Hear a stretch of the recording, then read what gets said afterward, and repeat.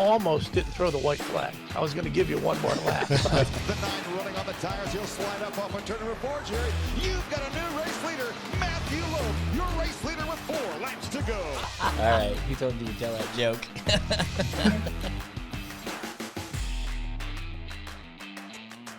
Well, hello and welcome. And we're here for season 3, episode 10. And I think somebody took the 310 to Yuma because he's not in his normal seat. Did Brett get arrested? The dynamic seems a little different around I know. here today. We're across from each other. I've never worked across from you. It's always been beside each other. I don't think Brett didn't get arrested, but I'm in a room with all my friends. Yeah, that's great. Yuma did. Whoa. Maybe his parole officer's there, but yeah. So it's just me and Ryan in studio today. You think we can mute Jim? I know what's happened. Not only do I welcome it, I encourage that. Yes, I found out that since the last podcast that we did, talking to some great IMCA hobby stock racers at Boone, that Jim you went to the wrestling, the wrestling, didn't you? Yes, absolutely. Yeah. Apparently, at one point in time, you had no shirt on, a sign, and were fangirling crazy. These guys said, we looked and we're like, that's Jim Standard from IMCA. He's going stupid crazy. The no shirt deal is strictly did not happen. But they said they may have video. That was just down the street from me. Yeah, it was. I wondered why the parade of police cars going the wrong way up the one-way street we're heading toward Wells Fargo. I had a blast, and the best part of it was, and Jerry, you might even know who it is. So we're sitting there, me and my son, we were in good seats. We're just having a great time, and one of the wrestlers throws something into the crowd. I heard you dove like 3 rows to get it. No. The best part your headband? Is the guy in front of me gets it. Okay. And this guy needs to find me at a track because I thought this was a very nice gesture on his part. He turns to me and goes, "Hey, do you want this for the podcast?" Oh yeah, it was a wristband, wasn't it? He recognized Jim at a wrestling. It was Seth Butler. Oh, is that who it was? Who it was? He goes, I couldn't believe it. I turned around. Here's this guy that looked like Jim Standard, and it was. And I said, well, yeah, he asked if I wanted to go, but I was out of town working. Jim wasn't working or anything. But yeah, he had fangirl crush, got a souvenir. Oh, it was a great time. What was up to the wrestling mate? Oh, it was a great time. Is that who that was? Yeah, Seth Butler. He told me about it Saturday at Boone. He's like, you won't believe what we saw at the wrestling. And I said, Jim, how'd you guess? It ain't a hard guess. No. Really surprised you made it out of town alive. Well, I've been to a couple other wrestling matches, this year, but unfortunately they were at racetracks. I thought baby oil was involved, or maybe Jello or something like that. Remember the time we had Jello wrestling at Super Nationals? I remember that. Old Jurgens had the Jello wrestlers. Then we gave away free Jello after the wrestling was Jello done. shots. Where? From her belly button. You guys are off Off the. Hang on a minute. Yeah, I got the. No, I don't remember that. I don't remember Kathy Root sitting by the Jello wrestling pool either. No. Brett's mom was by the Jello wrestling pool. I just remember it was a sticky situation the next day. That was a fun that night. Was a good That's night. been a few years. Yeah. Maybe we can bring back Jello wrestling. Oh, we could make them register online because you can do that now for Super National. So they could register for the Jello wrestling right now. Think we could do that, Jim? Ryan, if we opened up registration, Ryan, do you know of anything like that for Super National? I think it opened up. I thought we opened it up a year ago. I ago. think it opened up Monday. I haven't really seen the light of day since Monday, since it opened up. So, but yeah, it is. Is that for 2024, 2025? 7. I can't keep it straight anymore. People ask me, who's registered? I said, I don't know. All I see are numbers. And what year is it? Jim never turns these jokes off. No, he doesn't. No, never. It's as if he has a sense of humor. Who's going to tell him? I mean, there's only one group of people that Jim can turn off, and that's the ladies. And is it true we're limiting this year's entries to the Super Nationals? Yeah, to the first million. The first million. Yep. If we have over than if we have over than a million pre-registered, we're going to have to look at making a Boone 3. And Jerry, that's it's going always to be more a than hard two. number. We're not going to, once we close it, we will not reopen Yeah. registration. But that's the the problem. Super Yeah, National. that would have kind of throw it, more than 2 less than $1 million. If we had $1 million, my numbers would be Oh, off. another one just came in. Boom, it has been difficult enough to build.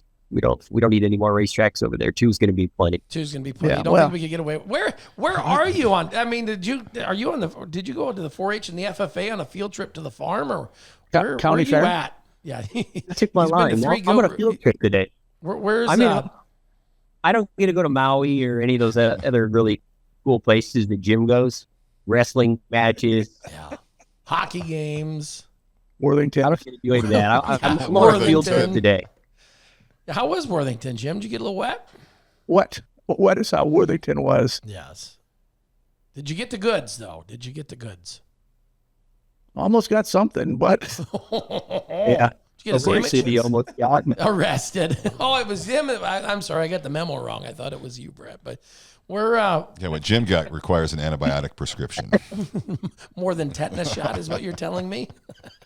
We're giving people an inside snapshot of the shit we have to do at IMCA, and Jim is usually the guy who does most of the shit. So, but it's very rare for Jim to text me and say, "Hey, they called the cops on me." When did this But happen? it happened last night. No shit. well, Time sorry, I out. can't Whoa, help whoa, laugh whoa, at that. whoa, whoa, We don't need whoa, to talk whoa. about this. It's not why the shame this. This is a no. story I haven't heard Hey, either, Jerry. what's going on with this? What's going on with the stock car division? Anything? No, but Are we we want to talking know about let's race? get back to the cops. This No. is good podcast Well- material. Oh, I know. But I mean, was there any Let's- dogs let's- involved?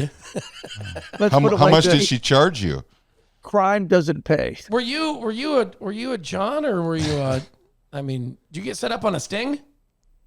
Because we heard that goes around a lot in Worthington. Oh God! Don't throw softballs up to me on stings. Yeah, this is off the rails already. Let's Sting, not yeah, get he too was not far. at the wrestling meet, was he? I was at the wrestling, but No, that but was a Sting couple of wasn't weeks ago. there. No, you retired. Jim. I'm not joking. All right, back to your field trip, because you've been No, on I thought we were assignment. gonna And talk about racing for a I while. have Are we gonna talk an about- idea where you're at. I saw a Matthew Loaf door on the back behind your head. I saw Jerry Van Sickle there, so Yeah, you must be yeah. on a. Yeah, Hey, rumor, I've never been here before. rumor has it I was spotted where you're at. You mean there's Are we going to talk about Do you? racing first, or you want to talk stock cars? Let's just get to the meat of the subject. Where are you at? Well, okay. I have a very special guest on the podcast today, and I have drove a long ways to see him. And I've already named him. His name is Big Sexy. Duh. And it's not you, Jerry. Oh, I know that. He's bigger than me. But I also have Paul Berger with me, but he's not who, Hang on a minute. who I'm calling. Hang on a minute. He's not who I'm calling. Look at this. There we Put him- go. Hey, yeah, we get Paul in here. We're going to do our Put the- side by side. Yep. Yep. You know, God, that Annie. That does look You know, like Jerry. you comb your hair different. And I not at all. could if I got it more of in the upward flow. But the big question for Jerry's brother, where you're at, does he know how to flag? Oh boy. Do I know how to flag? No. I was there when the cops showed up, though. Ooh. Paul just said, the cops were at Worthington. Snyder. And I'm like, I know. They were talking to Jim, and he's like, they were? I was like, yeah, we're not joking. We had that, and what a week or two ago at Marshalltown, it's let's play the Family Feud. Yeah. Wow. Wow. We're gonna air some dirty laundry here, aren't we? Hey. No, we don't need to talk about that. I Yeah, can't believe let's talk about stock. you're cars. Jerry lookalike though, Brett. That one talks out of his mouth. The one here talks out of his ass. I don't know. They're not entirely similar. That's Yeah, You can and actually and believe sometimes I most do of the both. I stuff talk in is false. stereo.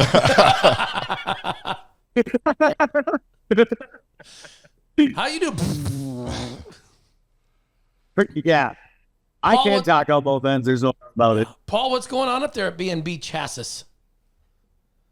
And not much, just keep in trouble. We were at Worthington last night, got rained on too, went down there and watched the races down at Slate the night before.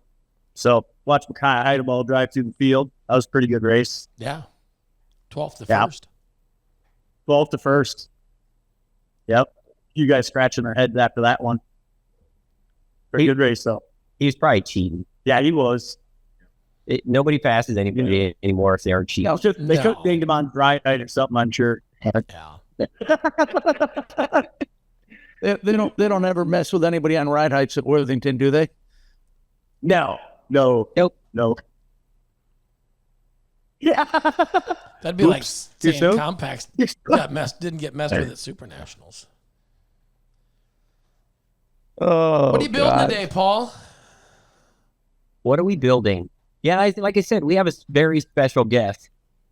Let's see if I can figure out. This is like, I'm trying to figure out how to run my phone. Flip it around and just show him. You know how you watch Kenny Wallace do Coffee with Kenny, Top of Kenny, yeah. right? He you puts guys it watch on that? wide and then he hangs it way out there. But, I mean, it's Yeah, I know. My arm's getting tired holding it way out there. This is like brunch with bread. We needed to sell. Brunch Or brunch with burger. yes, I Oh, I love like it. Kind of like That's kinda yeah, like well, more That's a effort, nice you play know. on words. Time out. We have officially Okay. found our made first that- our first official segment is brunch Uh-oh. with burger. And the first episode is going to be quite popular because we have Big Sexy with us. That's our special guest. Carson's there. Let's see if I No, enough said. no. We're gonna get this to turn around. Hold on. Without turning it off. There. This is Big Sexy. Ooh, that looks like a car. Isn't that beautiful? You know, I told my wife one time, I was like, if you ever divorced me, if I get married again, I'm just going to marry an IMCA stock car. That's going to be my second wife. Yeah, but would your mistress Look be at a how- sprint car? Oh, isn't this just a beautiful piece of work? Look at this thing. Actually, guys, out of all seriousness, I am here for a reason. We wanted to, at the very least, get the first IMCA stock car built on the OEM replacement 78 to 87 GM midsize metric frame. We have the very first one here. We have the prototype at PRI, which got an awful lot of attention. People have been talking about it ever since last December. I realized there's two things that you can put in your booth at PRI that will make you really popular. First, one would be French Grimes. If you have French Grimes from Race Saver in your booth, every person in the sprint car world will stop and talk to you in your booth because French Grimes is there. The second most popular thing we put in our booth in the last probably 15 years at IMCA is this frame. It was the talk of the show for our world last year. And so now we have this thing in its final stages of being actually put under a chassis. One other thing you can put in your booth to get attention. I think J.R. Herrera with a Dixon chassis did that a couple years ago. You got to go there for it. Correct. Especially if you like tits. But anyhow, Car. yeah, here it is. This is the frame number 1 from Speedway Motors. It is the replacement mid-size metric frame in its entirety. We've got the first one up here at B&B. Paul wanted to put it on his jig. We wanted Paul to put it on his jig. We see Paul do a gig. We just can you do no? He's not gonna do that. We put it on his jig here. We're not trying to show any trade secrets or anything weird like that, but we just want to demonstrate that this thing fit right on the jig that he's been building race cars with, obviously pretty fast race cars. And it fit right on there in its entirety. It met all the locating points, pinned right on how they pin these cars on their jig with their fixtures and stuff. It's a really good piece. It really is. I'm impressed. I think Paul's impressed too. Are you impressed? Yeah, I'm very impressed. Yep. Yeah, it's When we first put it on there, like we didn't even we didn't even have to tack it. We literally, that's what surprised me the most, is we were able just to pin it in and like assemble it, snap it together, so to speak. A couple of locating holes where you put bolt holes through or bolts through and stuff in it. It literally pinned right in. Like I have pictures of it without even a tack weld or even bolts, and it's all together, and they're all lined up perfect. So yeah, very impressive. Obviously this has been for us a 2-year project, I would say. We initially when the frame supplies got to be a major concern, obviously guys like Paul had reached out to us at IMCA and said, this is the problem. The problem is real. So the timing of this and when this all gets introduced or is introduced into IMCA racing it's pretty important. It's pretty important. And so we've tried to have this timed correctly. We released it in December of last year and made the initial announcement that this frame would be allowed in 2025. Speedway has been pretty much on schedule. I think they had some tooling issues with the mandrel bent rear frame rails. But they've got that fixed. They've got it in production over there, and we're probably going to turn loose on letting these things be retailed. I would imagine sometime obviously before the end of our racing season. So it's going to create some interesting set of circumstances for us. We're more than likely going to accelerate when we allow these cars to compete with this particular frame, because I would anticipate in the next, I don't know when the podcast is actually going to be released, when they'll get that done, if it's today or maybe tomorrow morning. But I would say within the 5 business days of the podcast being released, you're going to see us with a story on our website. You're going to see the frame print that we produced, how these cars need to be assembled, with some instructions, and turn these things loose. But the issue is, when do we allow them to compete? That's been a pretty big discussion between, obviously, with us at IMCA behind the scenes, with Jim and Dave and Kirk and myself. So, but this is cool. This is really cool. I think this gives a much better picture of the future of IMCA stock car racing for sure, but it also hobby stocks, which are built on this frame, and Southern Sport Mods, which are built on this frame. I think it gives those divisions obviously a little bit clearer direction as to the future and what racers can expect. And we can have race cars, still on a frame that they've been using for I don't know how many years now. Sorry, my arm's getting tired. For how many years? Make Carson hold it. Yeah, you gotta. Yeah, make Carson hold the camera. He's doing nothing.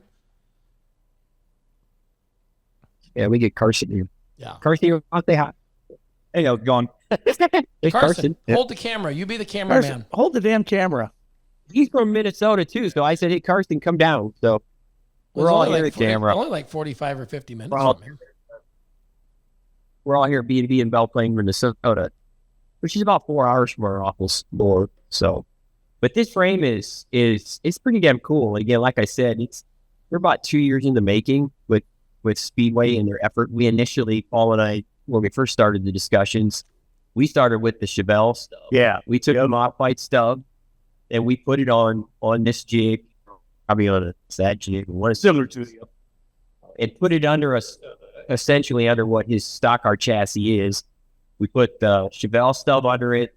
We had a rear metric subframe built by Speedway at the time, and we got that car put together. And then, the more we talked about it, more concerned we both became, and transition, it just cost the race too much money, because then you'd have to have different spindles, different lower air, right, steering, all that's lots of things. And Morgan already thought like, well, yeah, lots of things started popping up on our radars as just things that were concerning to us for us as a sanction, and then obviously for Paul as a chassis bird. So, we took that back to Speedway, and I've said it before. I say it at our national banquet in front of all our champions every year. Speedway has been an incredible marketing partner and sponsor for IMCA, and I don't think people necessarily understand just what their capabilities are, but they've brought us a lot of products that have solved a lot of these issues over the years, from the lower control, or not the lower control arms, the front spindles, with the metric bolt-on arm and Chevelle bolt-on arm. They've solved some of these OEM issues that we've had with supply. And this is probably on Speedway's behalf, their biggest project that they've ever contributed to IMCA racing. And to me, I think it's probably one of the most important. Obviously, they were involved with AFTO, with the Chevelle stub, and this is a Speedway Motors project. And so we've been every step of the way with them, pretty involved on what they're making, how it fits into IMCA racing. And I think it just goes to show how good they are when it comes to their resources and their engineering and just the knowledge they bring to the sport, and then the manufacturing capabilities for them to be able to produce something like this. There's nothing like this that exists, obviously, anywhere in dirt track racing, and outside of dirt track racing for that matter. I would imagine this frame is going to become popular, not only in dirt track racing, but it's going to become pretty popular in street route market and everything else. So that's pretty cool. And again, we kind of turned Paul over to the R&D and said, put it together and see what you can come up with. Let us know if it sucks. Let us know if there's issues. Let us know where there may be some problems. And this thing right out of the gate has been, Paul said nothing but good things about it. So that brings, to me, that lets us know at IMCA that Speedway knows what they're doing. And I think it shows that we're demonstrating that we're making good decisions. They talk too much. Did you just ask if you've talked too much? Sure. There's a lot to say. There's a lot on this thing. This is the right platform to be talking a lot about it, because it'll raise the questions of the who, what, when, where, why, and how, why it had to be done, what we're doing to make sure that it anybody can do it. That's it's today is to inform. A lot of people are gonna probably ask the price and stuff on that. They haven't. We don't know exact price on it, but speculation is I heard it's like going to be $2,000 or whatever. And I had a customer call this morning because everybody's like, "Oh my God, the cars are going to cost so much more." I've always had the beliefs I want to stay in business, but I also want to keep racing. Moving forward, I don't want to put a huge price tag on our cars and price our customers out of racing either. So I always, whenever we do price our cars, I always keep that in check. I know, like I priced the car this morning, at $59.99 for a bare chassis, and then the customer goes, "How much is the core deposit?" And I go, "The core deposit for a stock frame is $1,000." So then now, if with this frame, if we only have to increase our price $1,000 to cover the cost difference of the frame, so realistically, it's not costing the customer any more money if you didn't have the frame. So in reality, it's actually going to be a good deal. I know there probably will be some other businesses that'll put a ridiculous price on it, overcharge and whatever, but that's their obligation to do that. But I believe that, moving forward with the sport, it's definitely a necessity that needed to happen, and it's pretty awesome. It's an awesome piece. It's going to be cool to work with. Yeah, because that brings way better product. That brings a question up. If this wasn't an option, what happens with our sport? How do we build? How would you build what we're building today if this wasn't an option? Because they're going away. We will eventually use that frame up, just like the Chevelle frame. It eventually became used up. Now we're in the thing with the stock car and the hobby stock and the Southern Sport mods, to where if this isn't an option, there isn't an option. It's it could be a whole new car. Our most popular divisions have been built around the wording we use in the rules, the perimeter car. And so maintaining that perimeter OEM frame is quite important. We learned that lesson a little bit with the modified way back when. We've had 2 perimeter OEM replacement frames made in the modified division in the last 20 years or so. We started with the Southwest Speed Chevelle frame, and that has since transitioned to AFTO, who had a little bit better product. I think a more accurate product, one that was more friendly to guys like Paul to build modifieds on. And so the market kind of dictates where it goes, and it did in that. And I think in this particular situation, it's been very important for us to not introduce something that's going to make everything else that people are using obsolete, or it's going to make everything else people are using uncompetitive. Those are very important points. There's a lot of perception with this, and I think if we unleashed a 2x3 straight frame rail, all fabricated stock car frame, or hobby stock frame, or sell a sport mod frame, we would, in one decision, pretty much make every car that's out there not useless, but we would make them, the resale value of those products would be incredibly low. The guy wouldn't really be able to sell his race car, in our opinion, in those circumstances. So you take that into consideration a little bit, and it's a part of the decision-making process that we're going through at IMCA when we do something like this. This frame fits on a jig, and that's why I wanted to kind of to talk about that out of the gate. It fits right on B&B's jig. It fits right on Paul's jig. Nothing needs to be refixtured. Nothing needs to be changed. The front subframe, the rails, the rear subframe, all of that as produced by Speedway, pinned right on this thing, and we're building a chassis on it. I think you got the frame over here like last Friday. Today's what, Wednesday? Yeah. Last Friday he spoke to me and said it came, and he said, I said, how quick could you get it on your jig? And he said, I could probably try to get it on there today. And that was like 10 a.m. on Friday morning, and like 2 o'clock he said, hey, this thing's on here, it fit right on. And I'm like, oh, old time. So we had Dave over here. Dave Brent, our comp director, he's been here as well. He was here on Saturday. Kind of worked out on his travel plans to be in the area. So he came and he looked at it, took a bunch of pictures, documented a lot of stuff. And then I talked to Paul and I said, hey, when do you think you can get a chassis on it? It's like, oh, I could probably have a good portion of it done by Wednesday. And they're like, all right, well, I'll just come up Wednesday. So I drove up this morning and we talked a lot about any concerns he may have, just little trim issues and things that as a builder he'd like to see. But that he's doing on other cars already. So things like that, we're going to try to make sure that we explain that stuff. We're going to produce a print. In fact, we have the print somewhere already, that he's been using to put this together. We're going to release a print at IMCA of this particular OEM replacement frame. You'll be able to find it in our stock car rules, our hobby stock rules, and in our seller's model rules, along with the dimensions. We'll probably put that print out, I imagine, in the next day or two. We'll write a press release a little bit. And then we'll turn Speedway at least to retail these things because they're ready to sell them. So I would imagine it over the course of the next 5 business days, things are going to get pretty hectic for people who are serious about building on the spring once the word gets out, once the podcast gets out, and then once the press release that we do gets out, and then once the print gets out.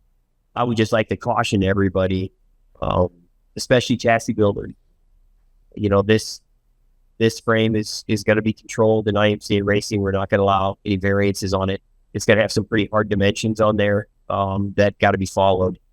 So I don't think that'll be difficult to do, or based on our conversation with Paul and coming here and looking at it, and Dave looking at it. I think that this is going to be a really good direction.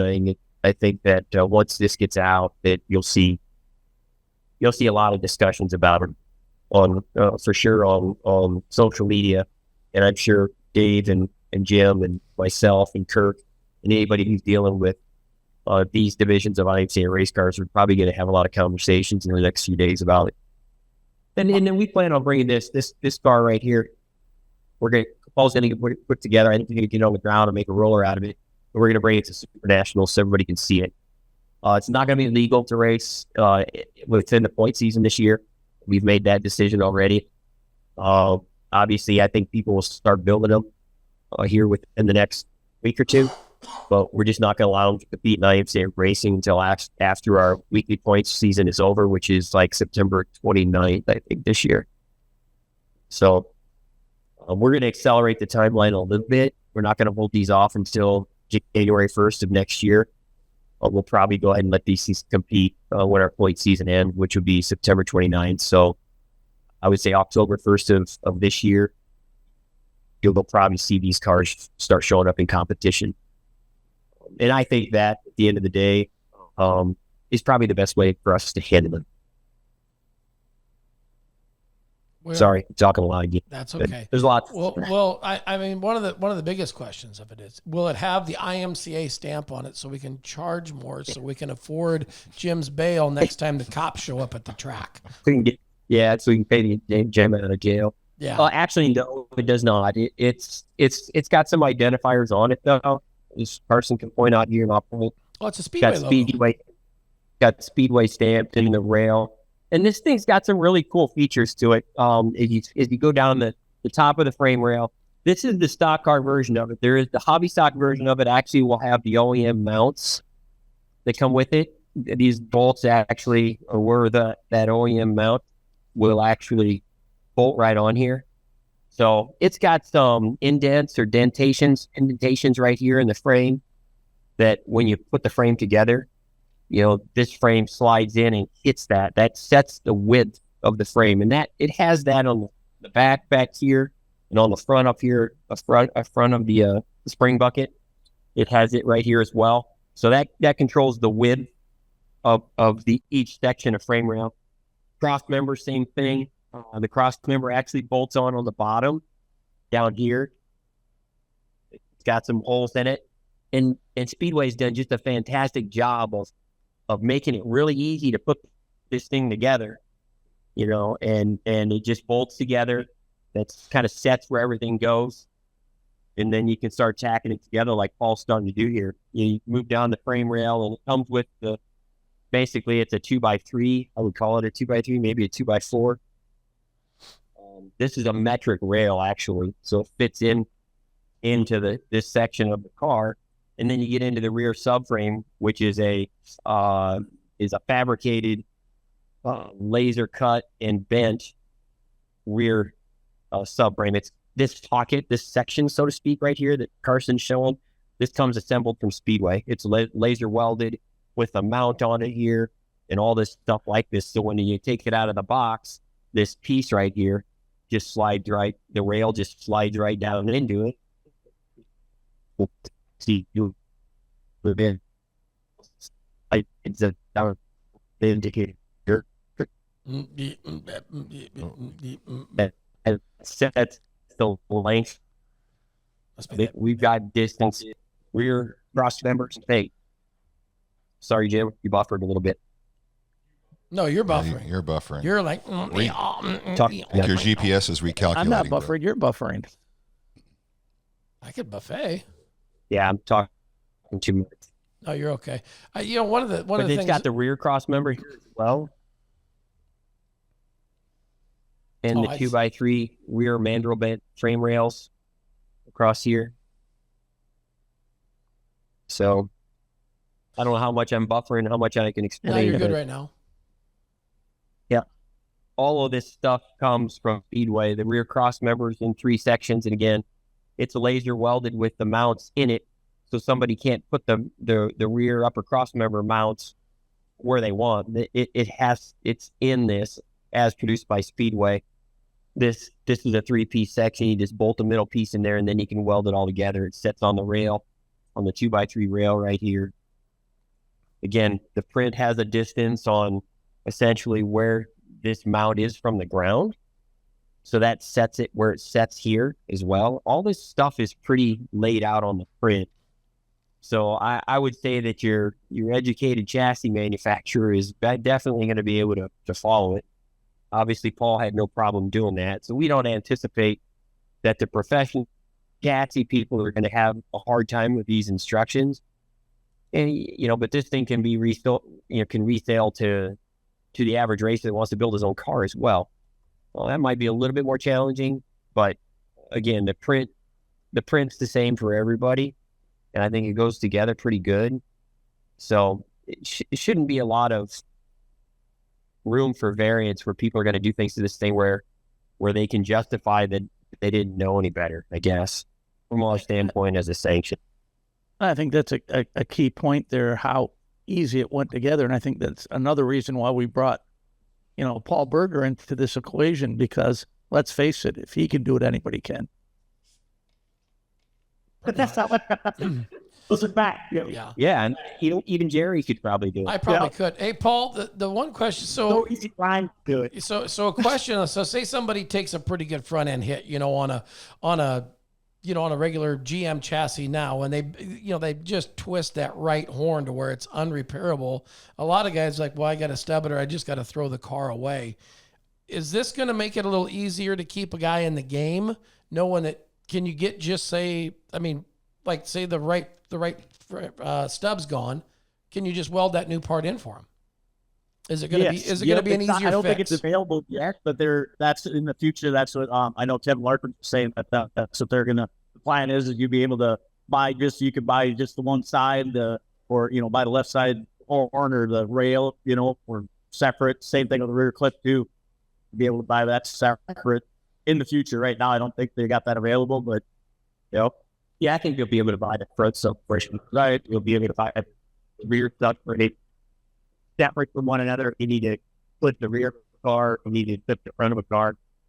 I'm sure Speedway would more than likely sell this thing in multiple colors. So I think he got off the Wi-Fi. what else? Any other questions you might have? I think I have. Do you have any questions, Ryan? No, I think it's pretty cool. I think it's amazing the technology. I was actually having a conversation just the other day about how, with CNC machines and lasers and automated welding, how you could reproduce to, a thousandth of an inch or a centimeter of what was built back in the, mid to late 80s, and we still get to keep racing as we know it. Like you said, it's pretty awesome. It's a necessity too. Like Yeah. you said, everything else has been used up. You've got to move forward. You've got to progress because life goes on, things change, and you have to adapt to the times. And this is it's going to be a great opportunity.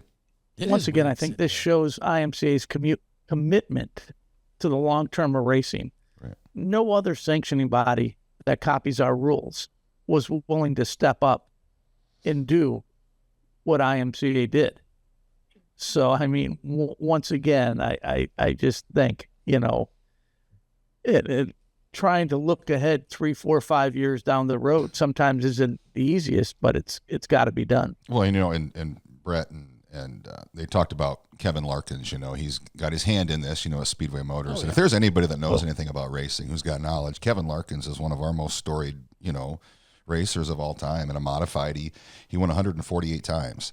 Yeah. He hasn't won. He's won like 4 features in the last 20 years. He's still 22nd on the all-time wins list in the modified division, and he has knowledge. He has the information, and he's going to make this work. My biggest thing is I want to know how many fish he's caught today. And also, he has real good beef jerky. I think that's what Kevin's most famous for now is this legend brand beef jerky. No way. Oh yeah, Kevin's been pretty actively involved in this project. He was really actively involved with front spindles as well. I'd like to take some of the credit for that, but a lot of the credit for the 2-piece front spindle that works on a mod and a stock car with different steering arms. A lot of that goes back to Kevin and his knowledge of front spindles and pin inclination and some of the other things that people are like, I don't necessarily think about. When he gets real technical, he brought that knowledge to the table for us and allowed it kind of steered us into a really good direction. I thought that was a great decision. I get blamed for all of the bad decisions. I don't get a lot of credit for the good decisions, but that was a really good decision. I think that worked out really well for racers in the long run. And I think the same thing can be said about this frame. I think at the end of the day, Kevin, he brings a really industry-based knowledge to the situation, and he says the things that he talks racer. He's a racer. He's not racing anymore actively, but obviously, as Ryan pointed out, he knows how to drive a race car, and he knows what a race car is about. So he knows what racers go through, and he's at Speedway still. So he brings that knowledge to this in anything that we can essentially, I wouldn't say correct, but anything that we can improve. That makes putting cars together for a guy like Paul out in the field more efficient and just make a better product.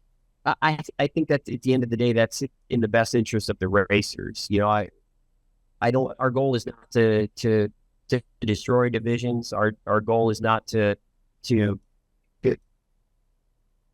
make junk. We want the products that are being pushed out that our competitors are using. We want them to be good, high quality racing products, stuff that's going to be used, obviously in a racing setting now versus an OEM setting where it's driving down the highway. So, there's a fine line there for us, and this frame, it's just, I think it's going to, I think it started at PRI in December of last year. I think it really got everybody's attention that loves stock car racing or any race car or any car that's built on this particular frame. It's incredibly popular. Our mod division, our Northern Sport Mod division, use the Chevelle stub, as people know. Those are two very big divisions. But when you throw hobby stocks and stock cars and other sport mods into the equation, those numbers are just as strong. So when this frame started to become an issue supply-wise from an OEM standpoint, something needed to be done. And I can't think of a better company than Speedway to do this. And I think that they're, at the end of the day, when the racers start seeing this thing in person, when they pick up the phone and talk to guys like Paul or any other chassis builders building IMCA stock cars or hobby stocks or sport mods, I think when this starts getting into the industry, out into the market, that I think people are going to think this is a good direction, a much better direction than 2x3 straight rail cars that in our opinion, I ruin our classes. I think they would ruin our classes And dangerous. Yeah, there's all kinds of things. Yeah, like Paul said, there's all kinds of things with that type of a car versus a perimeter built car like this. But we just think this is the direction that's in the best interest of our racers. So I'm just glad Speedway has been willing to do what they do to step up and basically reverse it for this frame. Once again, I don't think people really have a grasp of the engineering department at Speedway Motors. I mean, I'd spent some time at Speedway in the past, but even when we were over there during the banquet, I was just blown away with, that department. I don't know how many guys were working there, but, anything, we maybe suggested, Jared whipped it up on the computer and, how about this, how about that? And it was pretty damn impressive to see what they can do in their engineering department. Yeah, very much so. Obviously, we got a taste of that a little bit when we dealt with AFCO and their efforts on the Chevelle frame that most of our mod guys are using now. There's some improvements that they made, but there's things done to this thing, locating points, indentations, things that I would call essentially inspection points for us as a sanction that Speedway has been very willing to do for us. So there's things in this that are in the best interest of IMCA as a sanction as well, trying to enforce rules that are being built on these cars. They make it real easy for a guy like Paul to put this thing together on an existing jig without having to retool everything. They made a really, really easy process for that, I think. But they've also made it a really easy process from our standpoint to inspect the thing and make sure that this car is actually what it's supposed to be, that a car built on this frame is no better than a car built on that one right over there, which is on an OEM frame. You can walk along this one and take measurement points right off of this. And I've done it already, and walk over to that car right over there, which is basically the same thing, except it's powder coated blue, and start measuring it, and the measurements are the same. So, that, to me, that's what's important. I think the perception from the racer, I think, is very important, that, any slight change we may make to try to make this car faster is best overall for all the thousands of existing racers that we have out there. So, and inspection is going to be a part of that. This being put together correctly, inspected correctly with the right tread and the right dimensions and everything being followed. To me, I don't see this car being a superior race car over anything that's already built. And obviously over one that's sitting right there that's ready to get a, suspension put on and go out the door. Yep. So, and people will put out the perception, that car, this is going to be better than that or this or that. But it's definitely, I think the transition between the two cars is going to be awesome. I don't think this car is going to have an advantage over that car. A guy's going to be able to use his existing car. If he doesn't have the money or don't want to build a new car, you're still going to be able to compete. But I know that just like anything in racing, they'll put out there that, that this is probably going to be better, whatever. But I don't see how it would be. It's definitely going to be just as good. It'll be way nicer welding on. You got brand new metal versus 40-year-old metal, but it's definitely going to be all around a good deal. Yeah, correct. You're not putting a brand new chassis on a 40-year-old. Exactly. That's been sitting in a salvage yard or sitting on the ground somewhere where the bottom of it's rusted out or it's thin in certain areas or something you might have to plate or fix. Yep. Or like you said, when we just talked earlier, you have your customers come up here and you have frames out back here and they just go pick one. Right. Pick the one that they want and they go out and pick it. So you aren't responsible for picking it. You've got them available. So they go out and pick it. You bring it in here, sandblast it, set it on the jig, and it's been. Yep. I know last time I was sitting in the grandstands at Worthington before Jim almost got arrested. I was like trying to figure out the pros and cons between racing and stuff, between like with a new frame. But honestly, I can't think of one con. Like there's just so many pros for this that it actually blows my mind. The cool part is like a customer may be able to order a car, and now he doesn't even have to go you just order a car. You don't have to worry about buying a $800 car, stripping it apart, pulling the frame out, bringing it in for a core, and you can just call order a race car now, and you don't have to worry about getting that stuff. So that'll be a big deal there too. Yeah, it's just a out of necessity. Times change. This is not a decision we're trying to force on everybody. It's a decision that's been forced on us and on the industry. So, we're trying to make the best decisions we possibly can with product that makes sense, with manufacturers like Speedway that know what the hell they're doing. And at the end of the day, the product is something that a hardworking IMCA racer wants to spend his money on. We take that very serious. And on social media, and I'm sure after this video, there's always going to be people that put words in my mouth or put words in IMCA's mouth, or Dave said this, or Kirk did that, or Brett said this, or Jim got arrested. Some of that stuff isn't true. Some of it is.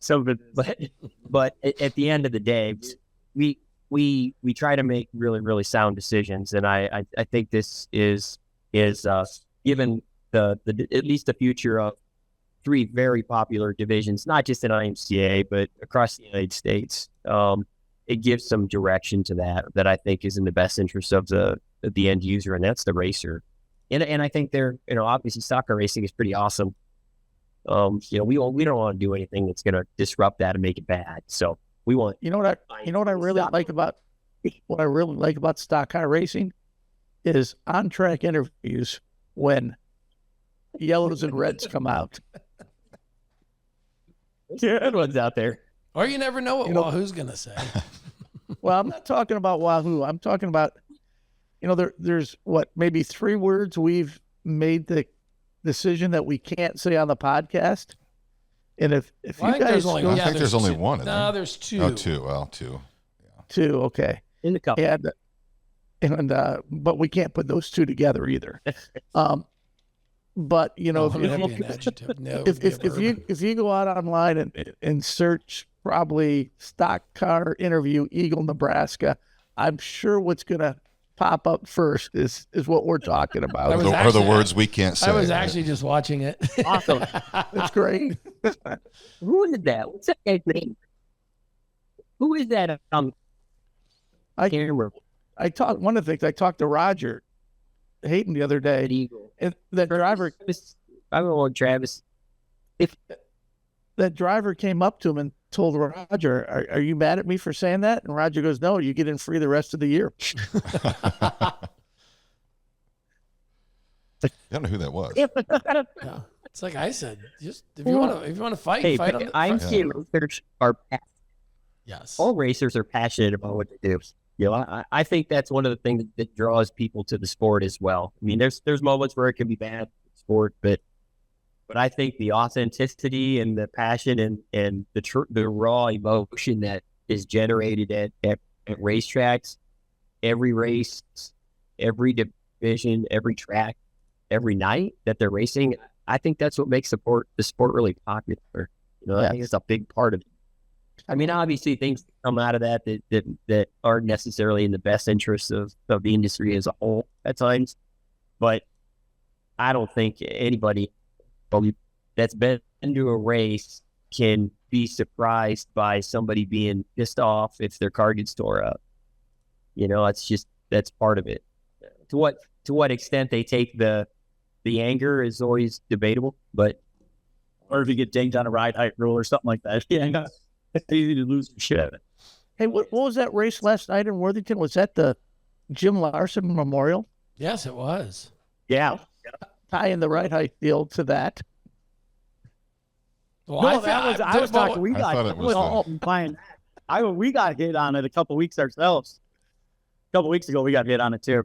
Paul, I was really surprised that I did hear the cops were there. Usually, I thought it was the free Jim Standard Standard Invitation. I mean, that's not the first time that there's been a race that's been around Jim Larson that the cops weren't at some point in time. I remember flagging at Fairmont one night, and it was the city cop, the sheriff, and 2 troopers come rolling in off of 90 real quick one night. yeah, Well, keeping with the memorial. Jim would have been proud. Yeah, Jim would have been proud of Jim. Yeah, yeah, exactly. Back to Jim. Just a few words on him. I mean, obviously we all know him. And his kids, they both raced IMCA stock cars. Jim was a passionate dude. I don't know if I would ever want to terribly mad at me. But his Jeffrey and Dustin, they're longtime IMCA stock car racers, and that race last night I think meant a lot to them. had a really good turnout. They had a good turnout, and we hope that continues, or at the very least that our involvement didn't help. Help people remember how passionate Jim was about racing as well. Obviously, his passing was, to me, was horrible. It's just bad. Too young. And, and once again, the one thing you can always say, right where you stand with any of the Larsons. Mm-hmm. And I really appreciate that. You know what I mean? There's not a lot of gray area with them guys. And Jim was the same way, obviously. And I really appreciated the time I got to spend with Jim at the racetrack. And he really was a good guy. I mean, he really was. Underneath that exterior, I think he was generally a great, great guy. And that's how come it was important for IMCA to be at that event last night, to show our respect for Jim and the whole family. Yeah, IMCA stock car racing is just, it's got a lot of attention lately. There's a lot of people talking about it. Lots of really solid purses being paid to IMCA stock car racers right now. I think that's as a whole, as a direct result of the popularity of the division, and then also just the competitiveness. The stock car racing is good. I've said this for a long time. It has been for a long time. It's very entertaining. It's some of the best dirt track racing you will ever see, in my opinion. And I see lots of races. We all do. We talk about the purses being paid, and I don't know when this is going to air, but tonight we got $10,000 to win on the lineup at 141. Yep. CZ and Toby have done obviously a great job carrying on the tradition of that event. And then in just a couple short days, you got $5,000 to win at Boone Speedway for the King of the Catwalk. And Brett, why don't you share some insight where that name come from? Why do you got to go with there, Jim? It came from our friends. It came from our Speedway next Saturday or Wednesday. So you got 5,000. Yeah, you got 5,000 winning at the end of July at Arlington. Up at Arlington, Yeah. Bob and Susan Allen have ran for as long as I've been at IMCA. 2 years, I think. Yeah, 2 years. No, you got it wrong, Paul. It's 96. They've been doing it at 82 years ever since Bob turned 30, I think. Yeah, exactly. Yeah. Yeah, but no. But I'm going to go on record. Susan's a lot younger than that. Yes. She's way younger, much younger. The King of the Catwalks, back to that at Boone, that's the brainchild of Todd Van Eaton. I can't thank Todd and everybody that's associated with him. He's brought in Midwest Aviation this year, which is a crop dusting service. I wondered what it was. Helicopters. He asked me if I wanted to ride. I don't know if I do or not. I might. They're a helicopter Take him up on that, awesome. but Todd's, I know. yeah, as long as Todd's not driving it. If Todd's flying, don't get in. Nope. But you got Logue Fabrication, Jonathan Logue, and his association with Rage Chassis, building the IMCA stock cars for Rage. They both put up some money again this year, along with Vermeer and Fox Welding and Checkers and Wreckers Bar and Benny Fork and all the people that are associated directly with Todd. So yeah, 5,000 win stock car race at Boone. I mean, you go back just a few short years, and the Super Nationals didn't even pay that at Boone for the stock car division. So that's a pretty damn big watermelon.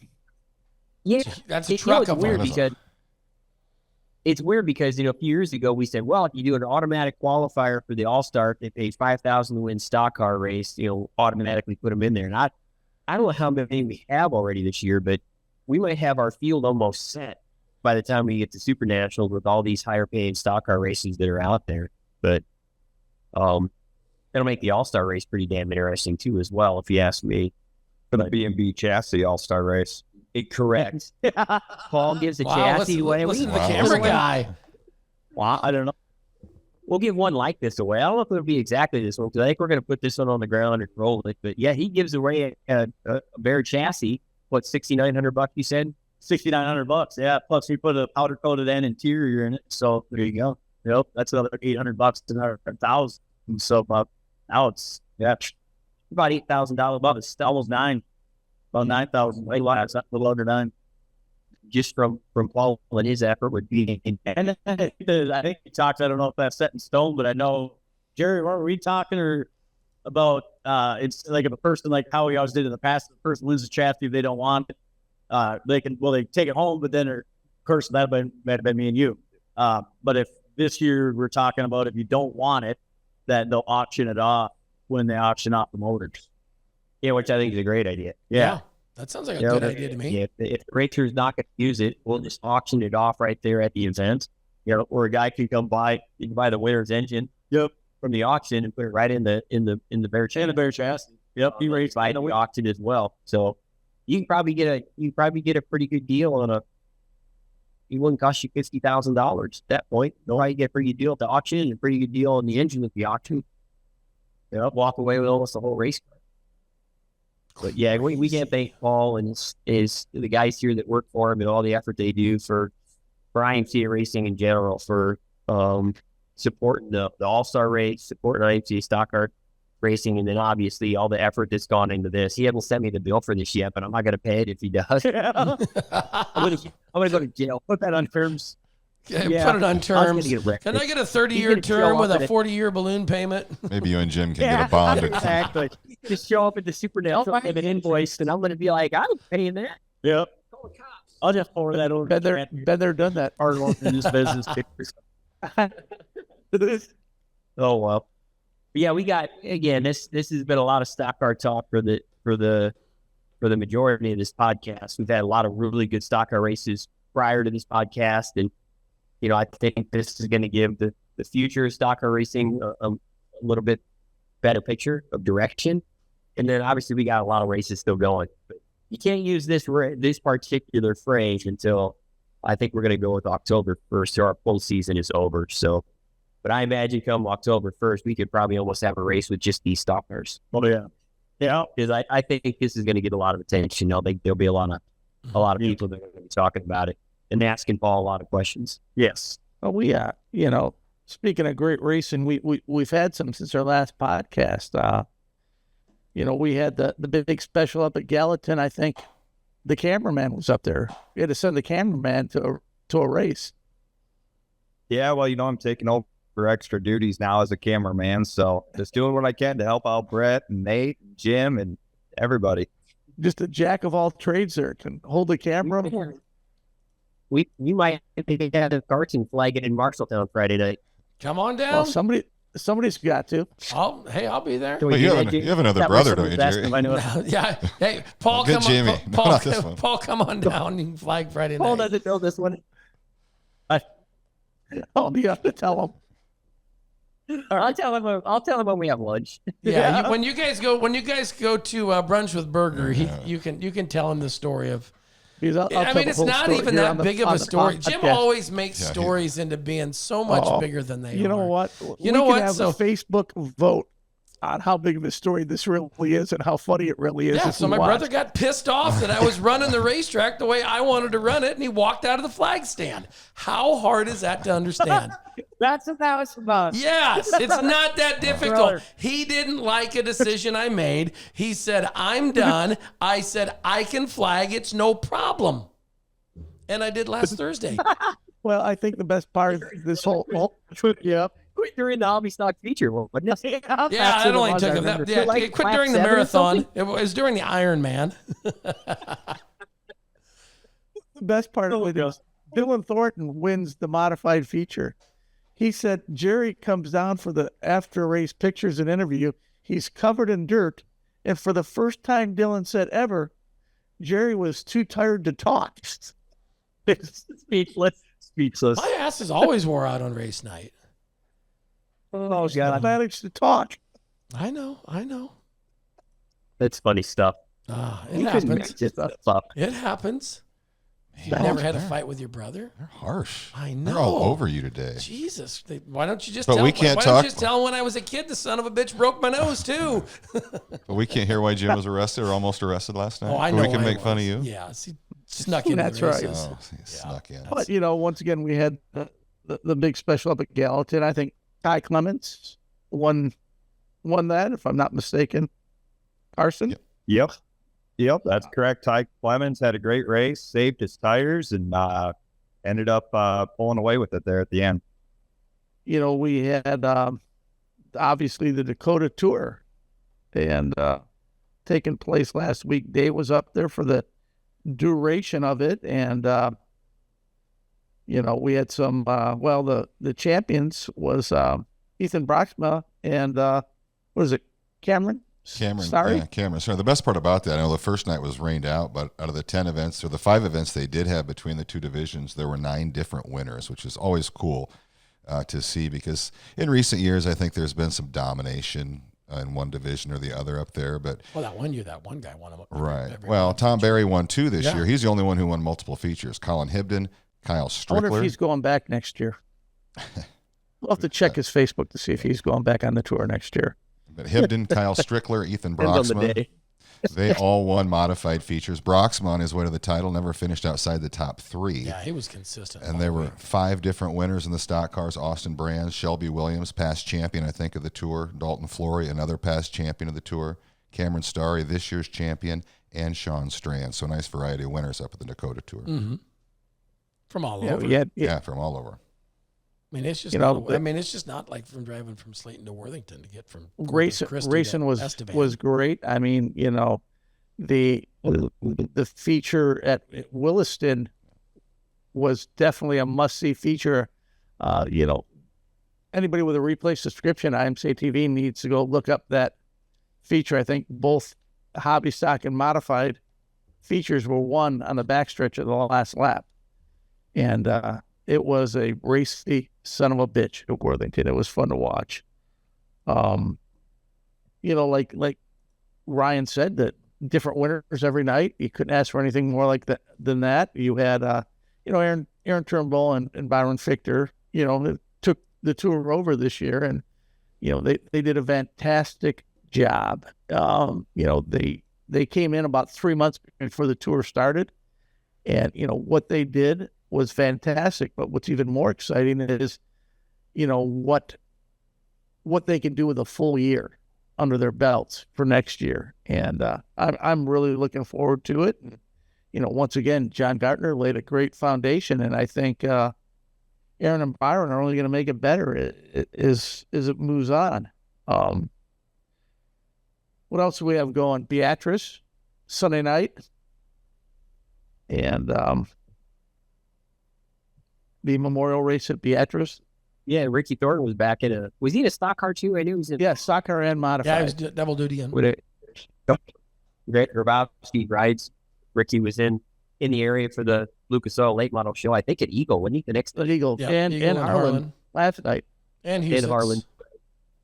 Yeah, a lot of those Lucas Oil races will run some form of IMCA division as well. Sanctioned sometimes not sanctioned. So Yeah. Harlan ran IMCA late models, and Eagle ran IMCA stock cars with fantastic driver interviews.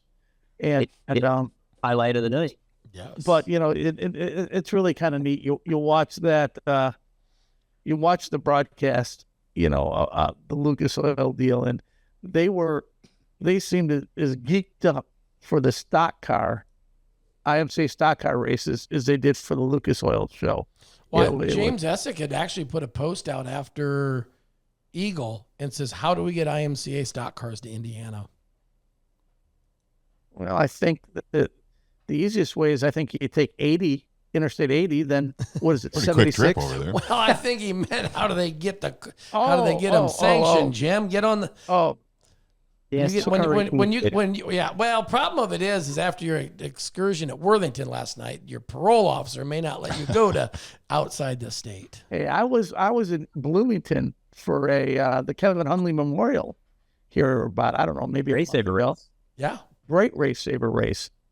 But getting back to Beatrice, well, the Joey Herget Memorial was an event that I think Jordan Grabowski really got behind. And, once again, they had put up some great money for the racers. And once again, another race, similar to the Jim Larson Memorial and the Tanner Pelster Memorial up at Albion, where people that have been such a big influence, a help, and a big part of racing that have passed. I think it's a great way that they get honored, in the sport that they love. And, I just think, once again, Delmer putting on the race for his son Tanner, and it was over 6,000 to win, 300 to start the stock car race. I think it was 200 little over 200 just for toll money to non-qualifiers. And, but I just think, that race and what Jordan did, with Joey's race down at Beatrice and last night at the Larson, it's fun to go to those races because it really shows you there's a lot more to racing than the negative stuff that can tend to go on. And, when we get a chance to honor some great people that have been a big part of this sport, it's a lot of. One last thing, John. One last thing on this stock car frame and stuff I wanted to show you before we leave. I was just looking over here, right over here on the ground. I'm sure right there. That's what it's all is sandblasted and rolling around, and it's OEM formed. This is what Speedway frame came in. This box right here.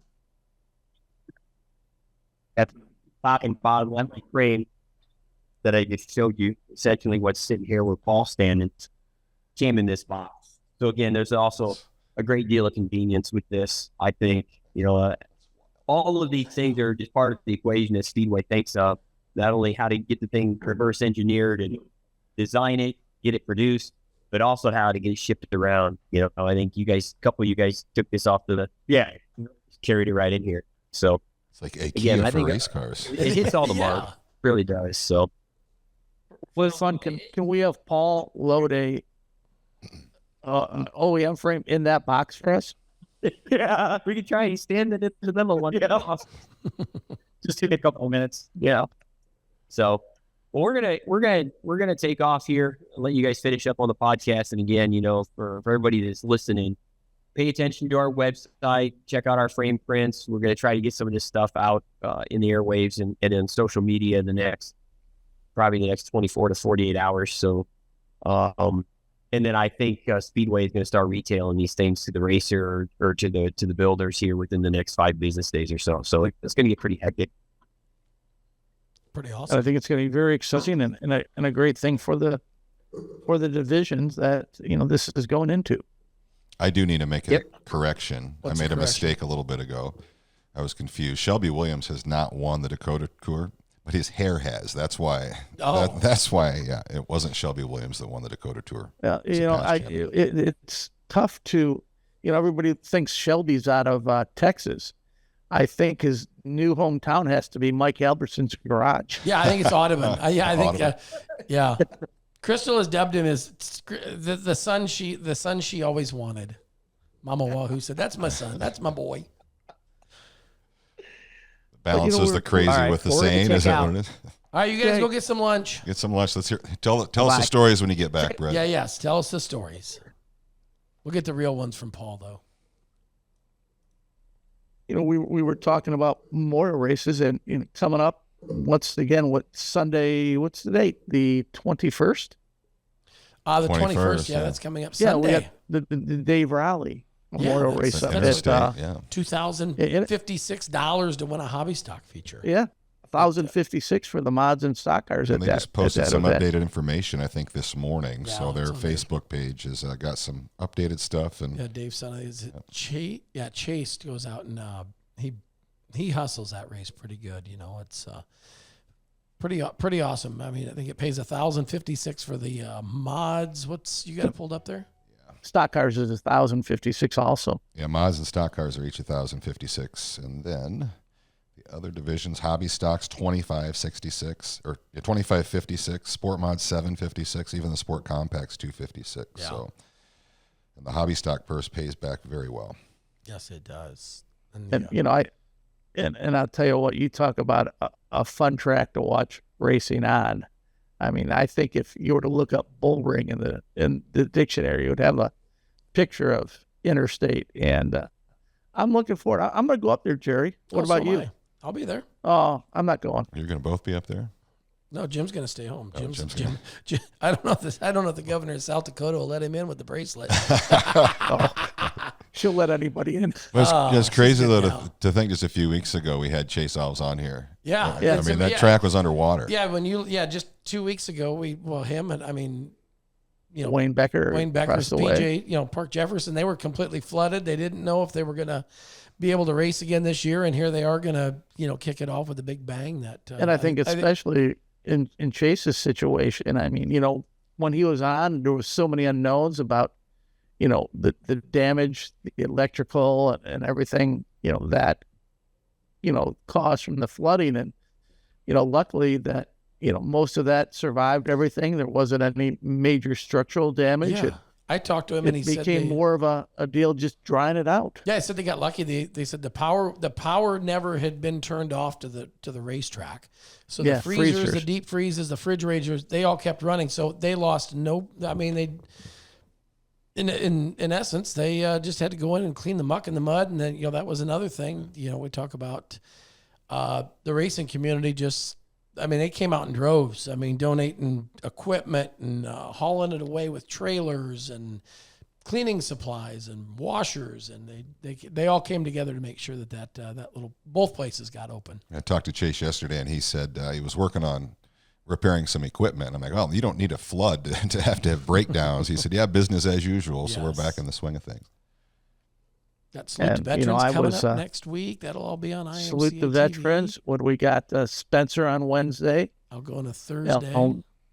Algona, Kasuth County Thursday, and Boone that Saturday. Got the Dale de France coming up at Marshalltown. Yeah, the whole hog. Whole hogs. We have And makeup features then out we here get on into Sunday. the Harris Clash week. Yes. We'll have details on that whole week coming up very, very soon. But I think obviously you have the 5,001 modified show at the Harris Clash. You have a 5,600 to win modified show at Algona, Kasuth County. That's the Gene Schatzsnyder Memorial. Thursday. Yeah, absolutely. Then you're going to have at least a 2,500 to win on Spencer on Wednesday. And then you go into the Night of 1,000 Stars, which is it 2 and 5 this year? The first I night. don't know what their structure is. this year. I believe that's what Darren has come up with. And that's another thing. Darren's done a great job. Darren Toot has done a great job up at the Hancock County Fairgrounds. So, I mean, there is plenty of racing coming up. And I know we've missed a lot of events. It's it's into that busy season right now. We got a lot of specials.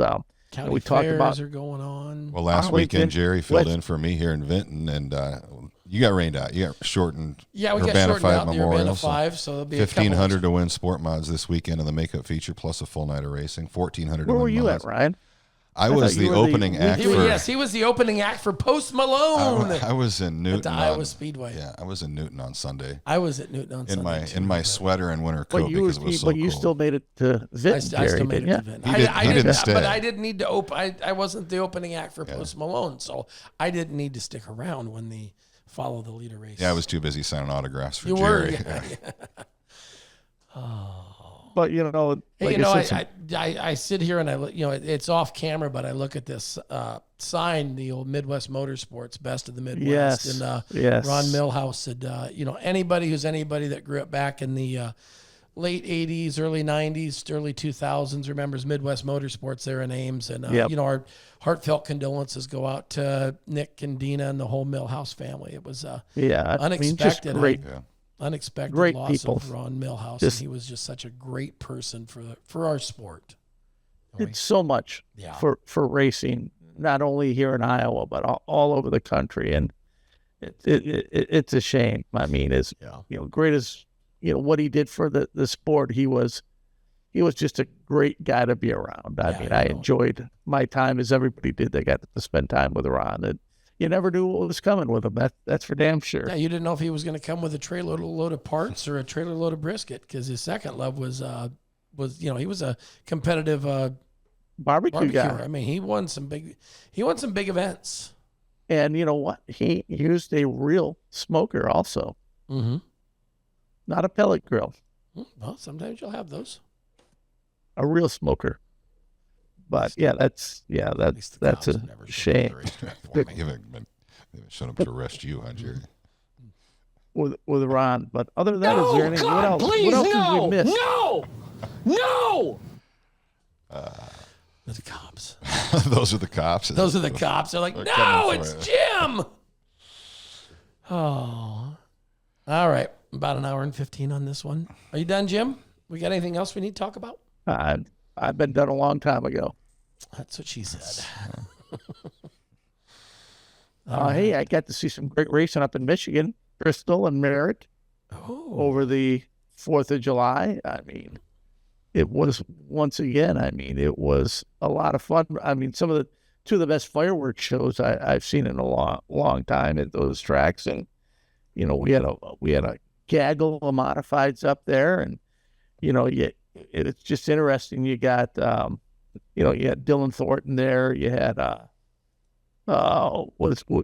Barnhill. Was it Jesse? Owen Barn. I believe. Jesse would have probably. Jesse might have been. Owen's he been might have racing. been. Owen's been racing here, but Jesse was. Yeah. Because it's hard to believe that Michigan is in the eastern region for modifieds. Yep. But yeah, if he's chasing down that regional title, he. So we got guys from Florida racing up in Michigan. It's like the Dakota Tour. Cameron Sari wins the Sport Mod deal from Corpus Christi, Texas, going up to Canada to race. So stock car. Yes, stock car. Stock car. I thought he said Sport Mod. Oh, I guess I didn't. Well, know. I stopped car. listening to Jim about 45 minutes ago. I'm looking over on the monitor. I see his lips moving, but I'm not paying attention. I think we heard that song over here too. Well, I suppose Jim probably better go get a sandwich. The burger brunch the brunch with burger is underway in Belle Plaine. No, Jerry ought to go do some track prep. I do have to go do that. I got to go back and work on Supernational stuff. I would say the positions we'll open have a flag any Friday. for Friday night. Yeah, you're going to be there, Jim. Oh no! Bring an old limp wrist out of retirement. Hey, happy birthday! Speaking of that reminded me of a time when we were in Florida with Peyton Taylor, and today's his birthday on the 17th of July. Peyton, the snake, I think he turned 62 today. 46, and Babe just turned the tender age of 23. I don't want to be rude, but this is the podcast that just won't die. I think we've tried 3 or 4 times to sign off, but you guys keep coming up with more shit to talk about. All right, there's a lot of great IMCA racing. I know, but this time I'm getting hungry too. Time to call it wraps. Thanks for tuning in here on number 10 of season 3. A lot of great IMCA racing coming in your neck of the woods. If you can't make it or you want to see it from somewhere else, IMCA TV has got you covered. And don't forget that replay pass, $24.99. Go back and watch for 30 days. All the archived great stuff. Thanks for being here. And we're out. See you. Bye.